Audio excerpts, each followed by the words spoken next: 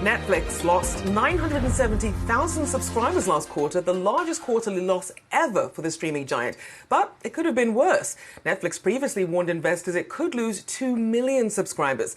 Shares of the company still in positive territory, but relatively flat in after-hours trading. Well, let's dive deeper into this with Yahoo Finance's own Allie Canal. So, Allie, what does Netflix have planned in the months ahead from here?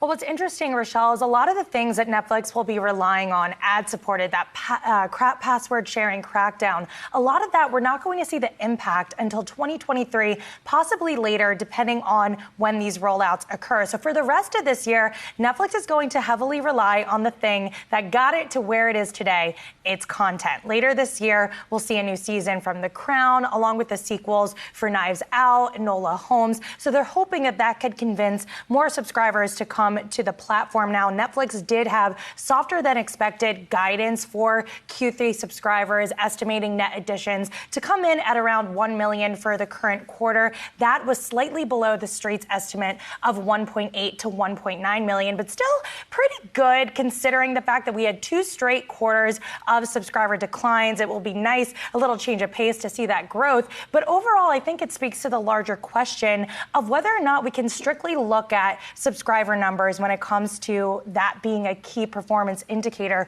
for not only Netflix, but a lot of the streaming giants out there as we see subscribers really fall across the board. And that's one of the reasons why ad-supported is being talked about so much. What other ways can we monetize this content? So all of that is on analysts' minds and investors' minds today, day 2 after earnings. And Allie, that felt like a transformational day because it was the first time they'd ever lost subscribers in back-to-back quarters, and yet it was a positive report just about in the eyes of every analyst.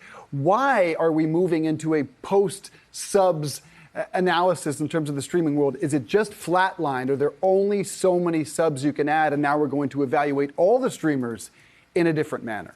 People forget that not too long ago it was COVID, and we had a serious pull forward effect with a lot of these subscribers joining these streaming platforms. And on top of that, you had a plethora of new streamers entering the market. So I think there is limited supply out there. We're reaching peak penetration levels in developed markets like the US and Canada. That's one of the main reasons why it's so important for Netflix and really a lot of these other streaming competitors to look overseas in the Asian countries to try and drum up some other types of growth. So I think that's all a part of the larger conversation. And at the end of the day, you're going to eventually run out of people, right, to subscribe to your service. And let's not forget, we're also in this inflationary environment. Consumers are, scaling down a bit, and they can't subscribe to every single service out there right now. Well, and Allie, to that extent, then they're offering this, or they're going to offer an ad-supported tier. We initially thought we might get it before the end of the year, and now it's looking like it's going to come next year. Is that going to be enough in order to attract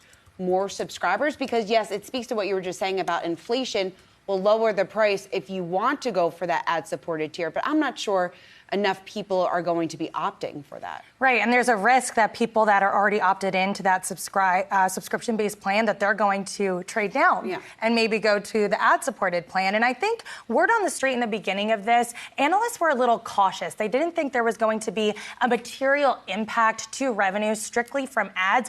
But honestly, what I'm hearing a lot now, especially after this earnings report, analysts are saying this is absolutely the answer. They need to lean into this in order to continue to grow, in order to monetize their users in a different type of way. As you mentioned, the ad-supported tier will not hit the market until early 2023. That's what they're estimating. And on the earnings call, Netflix COO Greg Peters, he said that they want to really innovate with this. They don't want it to be your standard ad. They don't want it to feel like you're watching an ad. Yeah. They don't need it to feel that way. They have the data. Of course, the suggestions are out there that some feel Netflix wants to be purchased by Microsoft. Some feel they'll partner on gaming. Yeah. Gaming could be an interesting partnership, which they did not comment on in the call, leading to a lot of suspicion. And Friday, big day for Netflix, The Gray Man.